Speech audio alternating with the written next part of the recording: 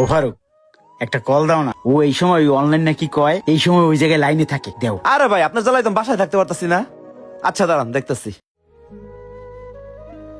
ফজলু ভাই, তাহলে এক কাজ করি, আজকে শুক্রবার যেহেতু দুমার মাংসটা রান্না করি নাকি? শুক্রবার দুম্বার গোস্ত আর ডাউল রান্না করেন। আচ্ছা ঠিক আছে। ফোন দিল কেটা? ও মুন্না। ধুর। এই যে ভাই দেখেন, অনলাইন আছে কিন্তু ফোন ধরে না। আপনার ভাই দেখতেছি আমি 10টা বছর ধরে আপনি আপনার বন্ধুরে ফোন দিতেছেন, কিন্তু সে আজ পর্যন্ত একটা ফোন রিসিভ করছে? আবার ফোন দিছে। ধুর।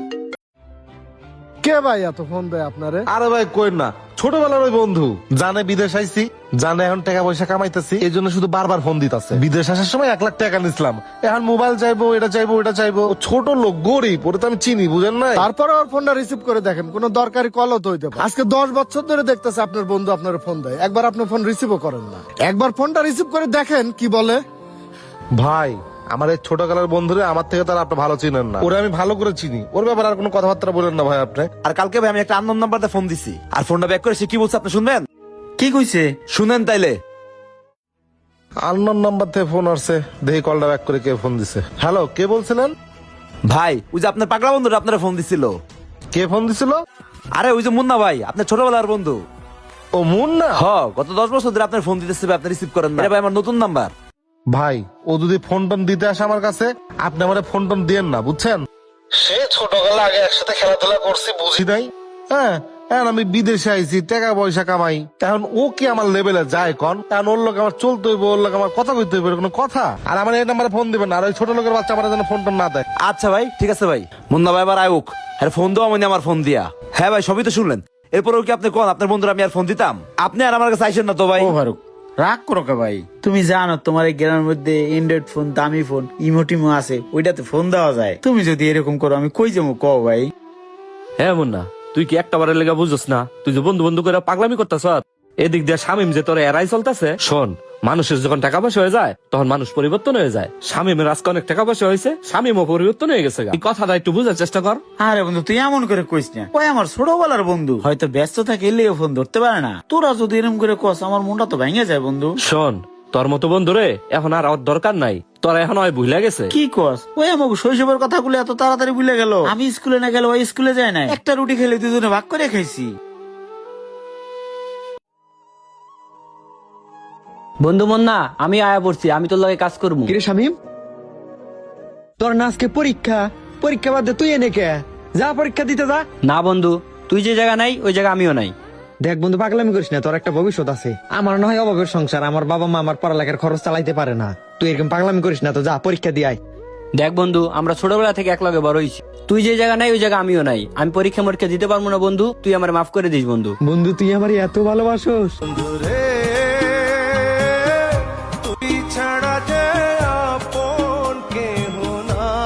চল বন্ধু, আমি বাইরে বয়ে থাকবো, তুই পরীক্ষা দিস, তারপরেও তোর পরীক্ষা দেওয়া লাগবে। আশেপাশে কেউ দেখার আগে তাড়াতাড়ি কামটা করা লাগবে।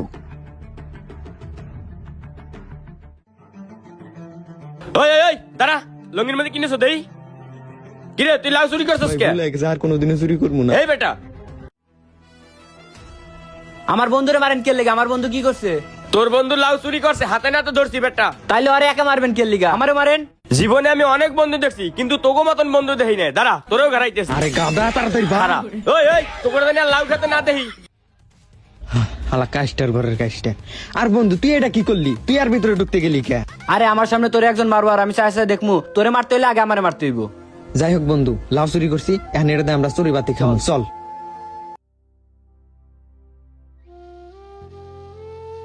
আব্বা।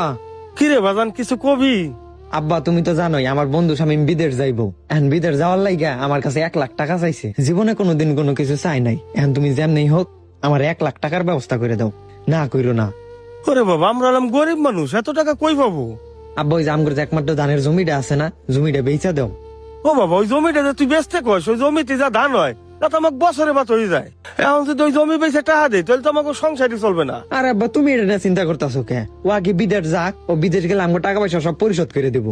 আচ্ছা, তুই যেহেতু এত করে বলতেছোস, তো তুই বাড়ি যা, আমি এই জমি বেচার ব্যবস্থা করতেছি। আচ্ছা আব্বা, ঠিক আছে, তাহলে ব্যবস্থা করো। আচ্ছা যা।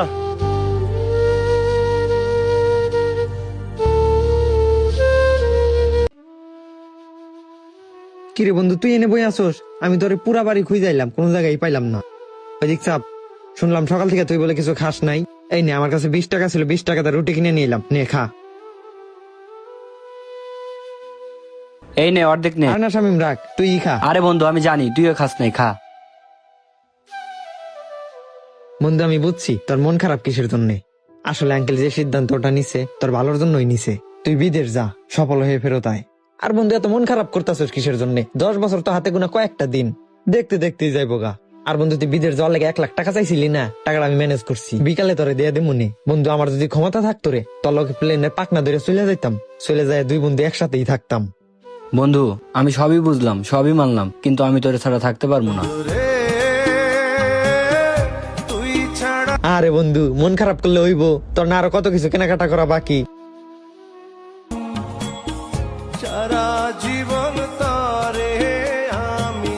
না রে বন্ধু, তুমি যে কথা কইতেছস ও আমার বলতে পারে না বন্ধু। আমি বন্ধু দেখছি, কিন্তু তোর মতো বন্ধু দেখি নাই। তুই যে হ্যাঁ লেগে বন্ধু বন্ধু করে মারতেছ, হ্যাঁ তো তোর লেগে একটা বারের লেগে ভাবতেছে না। চল এসব পাগলামি করা বাদ দে তো, আয় চল।